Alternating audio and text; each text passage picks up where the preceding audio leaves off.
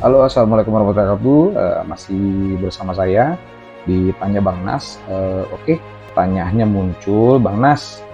em, saya di PHK sepihak karena saya diduga melakukan pencurian yang sesungguhnya saya tidak lakukan.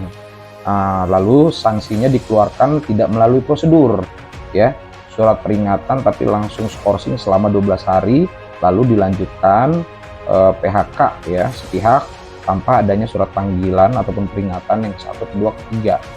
Apa yang bisa kita lakukan nih? Oke, pertama kita harus tahu dulu ada macam-macam alasan PHK ya. Ada macam-macam alasan PHK ataupun pemutusan hubungan kerja ya. Untuk mempermudah pemahaman PHK sendiri dapat dikategorikan menjadi 4 jenis ya. Pertama, PHK oleh pengusaha, yaitu kehendak PHK dari pengusaha karena adanya pelanggaran atau kesalahan yang dilakukan oleh pekerja atau buruh, atau karena faktor-faktor lain seperti ya pengurangan tenaga kerja atau efisiensi, lalu penutupan perusahaan karena sering merugi dan sebagainya. Lalu yang kedua, PHK oleh pekerja atau buruh, yaitu kehendak PHK atas kemauan pekerja atau buruh sendiri. Misalnya permintaan pengunduran diri atau resign dari pekerja atau buruh. Awas kawan-kawan, harus ingat ya, yang namanya resign ataupun pengunduran diri itu bisa disebut PHK ya. Ya, bisa disebut sama juga bisa disebut PHK. Jadi kadang-kadang kita selalu berasumsi bahwa PHK itu adalah hanya pemecatan, pemutusan hubungan kerja oleh perusahaan. Tidak, pemutusan hubungan pekerjaan itu bisa dari dua belah pihak, dari pekerja maupun dari perusahaan ya. Lalu yang ketiga, PHK oleh pengadilan, yaitu PHK karena adanya putusan pengadilan, misalnya karena tidak terpenuhinya syarat kemampuan atau kecakapan melakukan perbuatan hukum ya dalam perjanjian kerja, mengakibatkan perjanjian kerja dapat dibatalkan oleh pengadilan. Yang ketiga. Lalu yang keempat itu PHK demi hukum. Apa sih misalnya? Misalnya pekerja atau buruh sudah selesai masa kontrak kerjanya dan tidak diperpanjang, mencapai usia pensiun misalnya, atau meninggal dunia. Ya, itu macam-macam PHK ya. Tapi ingat lagi, sekali lagi buat kawan-kawan, bahwa PHK itu pemutusan hubungan kerja itu bukan hanya dari perusahaan ke buruh ataupun ke pekerja. Tapi ketika pekerja melakukan resign ataupun pengunduran diri, itu disebut juga PHK ya. Oke. Hukumnya di PHK misalnya karena dugaan pencurian ya. Jadi kita juga harus melihat dalam perjanjian kerjanya seperti apa. Namun kalau kita mengacu kepada penjelasan pasal 52 ayat 2 peraturan pemerintah 35/2021, pencurian barang dan atau uang milik perusahaan masuk dalam kategori pelanggaran bersifat mendesak ya, yang dapat diatur dalam perjanjian kerja, peraturan perusahaan, dan perjanjian kerjasama, sehingga pengusaha dapat langsung memutus hubungan kerja. Jadi bisa langsung melakukan PHK ya.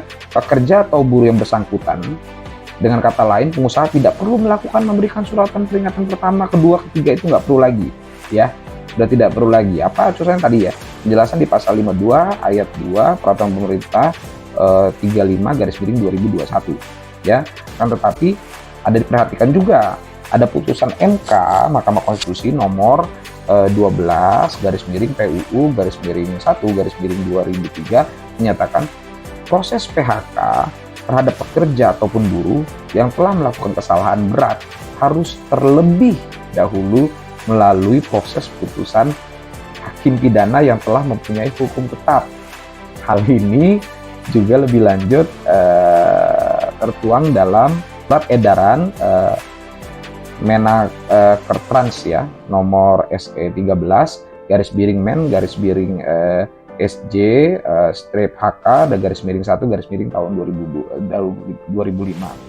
Jadi dalam pertanyaan Anda, dugaan pencurian itu masih diasumsikan belum ada putusan pengadilannya. Nah, yang berkekuatan hukum tetap hingga seharusnya dugaan pencurian diproses melalui jalur hukum terlebih dahulu dan harus menunggu sampai ada putusan pengadilan tetap baru dapat melakukan PHK yang bersangkutan. Jadi kesimpulannya begini ya kawan-kawan ya. Berdasarkan penjelasan pasal 52 ayat 2 di PP 35 2021 ya. Di situ perusahaan memecat karyawan ataupun buruh ya, ataupun pekerja yang melakukan tindak pidana pencurian ya di dalam perusahaan, ya bisa memutus langsung tanpa harus ada SP1, SP2 ataupun SP3, ya bisa langsung memutus. Tapi dengan adanya putusan MK nomor 12 tadi PUU tahun 2003 ya, bahwa harus ada kekuatan hukum tetap dulu. Jadi harus ada putusan dari pengadilan dulu baru bisa di PHK. Nah, jadi pertanyaannya, selama putusan pengadilan tersebut belum dikeluarkan yang sudah mempunyai hukum tetap bahwa orang tersebut melakukan pencurian, berarti selama itu juga orang tersebut adalah karyawan ataupun masih pekerja ya. Dan selama itu juga perusahaan wajib membayar pesangonnya ataupun membayar gajinya ya, gitu ya. Oke, thank you.